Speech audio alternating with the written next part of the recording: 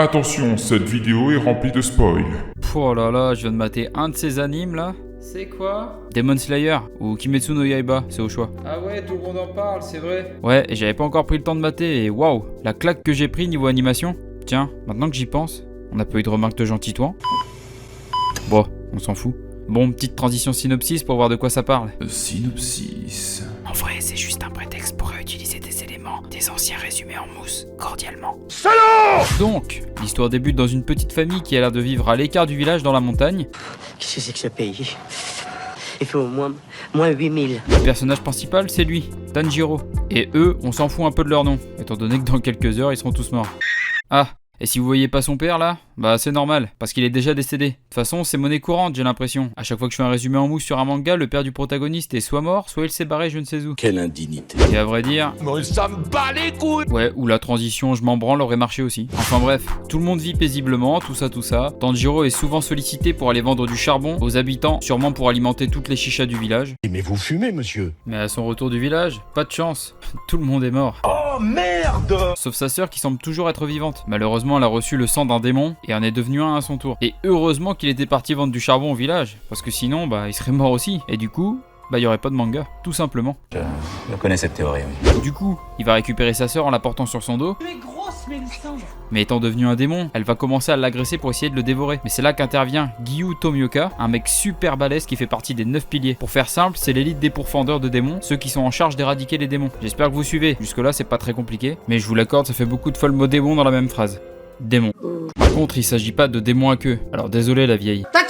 Tanjiro va s'opposer à ce qu'il tue sa sœur parce qu'à première vue, Nezuko semble avoir gardé sa conscience humaine et se refuse à dévorer d'autres humains, ce qui est complètement inhabituel chez un démon. Mais devant le lien qui unit Tanjiro et sa sœur et la résolution de Tanjiro à devenir un pourfendeur pour venger la mort du reste de sa famille, ce fameux Gyu Tomioka va alors lui dire d'aller retrouver Urakodaki. L'autre connard avec son masque là. Ouais, ils avaient qu'à prendre des noms plus simples aussi. C'est pas cool de dire ça, quoi. En plus, c'est une personne âgée. Ouais, excusez-moi, je rectifie. L'autre vieux connard. Non mais... Oh oui, encore un vieux.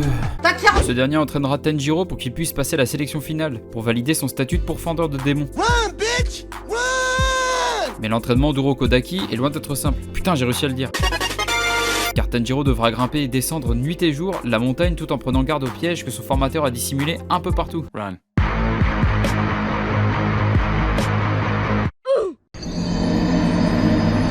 Plus ça va, plus l'entraînement se corse, et les pièges qui au début étaient mignons deviennent rapidement des pièges mortels, qu'il a plutôt intérêt à éviter s'il veut pas crever. J'ai eu chaud. Mais bon, tout ça va porter ses fruits, car après près de 2 ans de formation, il va enfin pouvoir aller à la sélection finale, et se retrouver avec plein d'inconnus. Pourtant, c'est petit ici. Tout le monde connaît tout le monde. Et c'est durant cette épreuve finale qu'il va se mesurer, entre guillemets, à son premier boss. Bah quoi, je vous ai dit entre guillemets, non? I like children. Tanjiro va l'anéantir bien comme il faut, et ainsi venger la mort des précédents élèves d'Urakada. Reste zen quoi, reste zen. Oh, mais à première vue, ils ne sont qu'une poignée à être sortis indemnes de cette sélection. Regardez-les, j'ai l'impression de voir une squad qui vient de faire son premier top 1. Et qui dit sélection terminée, dit forcément récompense. Tanjiro va alors choisir un caillou qui servira à forger son katana, et il va pas le choisir n'importe comment. T'aimes ça renifler des cailloux, hein? Ça t'excite? Vas-y. Dis-le que ça t'excite. Trop dégueulasse. À vrai dire, je sais pas trop ce que ça sentait, mais... On leur a également filé un corbeau qui servira de messager et accessoirement de casse-couille. Sucez-moi la bite. Et ce n'est que quelques jours plus tard qu'il recevra son katana, qui lui sera livré d'ailleurs par un type masqué. Décidément, ils aiment bien les mecs avec des masques dans cet anime. On va pas tarder à pouvoir organiser un bal, le bal masqué. Putain mais rigolez! Maintenant qu'il possède un splendide katana, Tanjiro va se voir attribuer sa première mission. Il devra partir enquêter sur des étranges disparitions de jeunes filles dans un village. Et il va pas mettre longtemps à débusquer le démon à l'origine des enlèvements. Et va pouvoir sauver toutes les jeunes filles par la même occasion. Vous auriez aimé que je dise ça, hein? Parce qu'elles sont toutes mortes. T'es relou là. Après avoir accompli sa première mission, il va se rendre dans une ville où il va tomber par hasard sur le démon responsable du massacre de sa famille, Muzan Kibutsuji. Ce fameux Muzan, en plus d'être le sosie de Michael Jackson, est également le seigneur des démons. I like children. Trop dégueulasse. Évidemment, Tanjiro ne va pas se mesurer au boss final aussitôt dans le manga, ça n'aurait aucun sens, mais il va tout de même devoir se battre contre 2 démons redoutables, un aveugle et une championne de balle aux prisonniers, qui, il faut le dire, réalisent de superbes lancers. C'est un véritable boulet de canon. C'est à en perdre la tête. Bon, il va finir par s'en débarrasser, mais j'ai la flemme de vous expliquer comment et tout le déroulement du fight. De toute façon, si vous regardez cette vidéo, c'est que forcément vous avez vu l'anime ou lu le manga. Et si c'est pas le cas, bah c'est con. Ah ouais, et tant que j'y pense, les démons n'ont même pas le droit de parler de leur maître, sous peine d'être frappés par une malédiction. Et c'est plutôt dégueulasse d'ailleurs. Avoir des bras qui te sortent de la bouche, c'est... comment dire... Il y a également 2 démons pacifiques qui vont expliquer à Tanjiro qu'il est peut-être possible de réaliser un vaccin en récupérant du sang de Muzan, présent dans les différentes lunes démoniaques, qui sont au nombre de 12. À l'inverse des piliers, là ce sont les meilleurs démons en gros, après Muzan évidemment. Tanjiro et Nezuko se remettent donc en route et font la rencontre de Zenitsu, un jeune pourfendeur de démons. Mais ils se sont déjà croisés un peu plus tôt, genre à la sélection finale en fait. Ensemble ils vont se mettre en route pour une nouvelle mission. Et d'ailleurs maintenant que j'y pense, on l'entend jamais la petite Nezuko.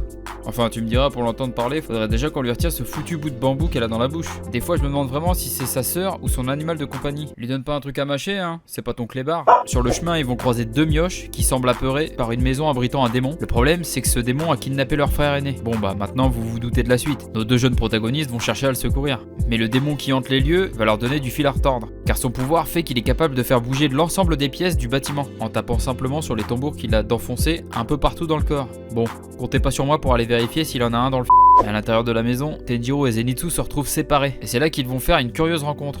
Une rencontre avec un sanglier. Y a vraiment un mec qui porte une tête de sanglier comme masque? Non mais sérieusement. C'est trop stylé, putain. Faut pas parler avec moi, je suis un sauvage. Hormis la puanteur que doit dégager son masque et son faible QI d'huître, bah il a l'air d'être pas dégueu, hein, ce mec. C'est pas gentil, quoi, de dire ça. De quoi? Qu'il a un QI d'huître? Bah ouais. Ouais, c'est pas cool pour l'huître, c'est vrai. Pendant que Tanjiro s'occupe du démon au tambour, Zenitsu, lui, va nous faire une démonstration de son potentiel. Je suis Buzz l'éclair. Je viens en paix. Effectivement, c'était une belle démonstration. J'ai limite envie de lui donner un petit surnom, du genre l'éclair jaune de Kono... Ah non, c'est déjà pris ça. Je me fais pas manquer de respect par cette petite merde. D'ailleurs, l'OST, on n'en parle pas assez, mais je la trouve sublime. Écoutez-moi ça. Oh, elle est aussi bonne que les vieux. Après avoir complété cette mission, ils vont sympathiser avec l'autre là, face de sanglier. Quand tu regardes mes yeux, tu vois quoi? Enfin, Inosuke, parce qu'il a quand même un nom l'animal. Et après avoir enterré tous les morts aux alentours, le putain de Korvac va faire son retour. Et va littéralement les envoyer à la mort avec cette nouvelle mission. Tu vas crier comme une salope. Arrivés au mont Natagumo, ils vont faire la connaissance avec le démon des lieux. Enfin, plutôt la famille de démons. Même si, d'accord, c'est pas réellement une vraie famille. Et oui, ils ont plus des gueules d'araignées que de démons, je vous l'accorde. Vous allez pas commencer à me faire chier.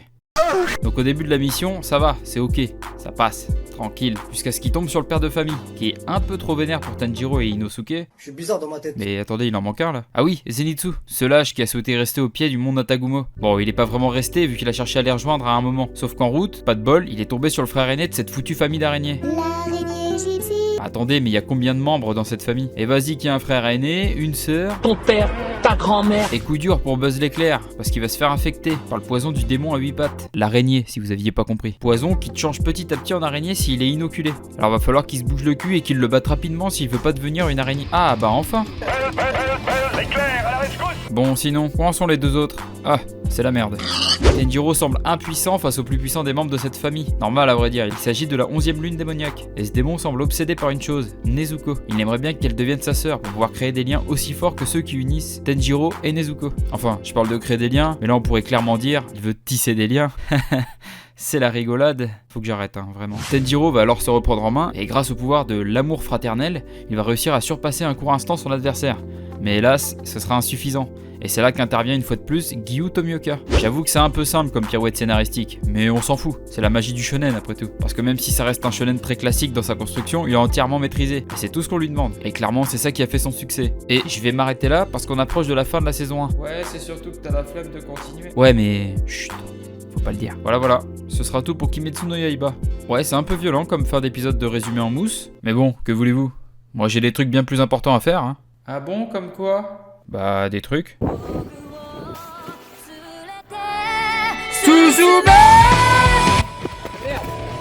Sucez-moi.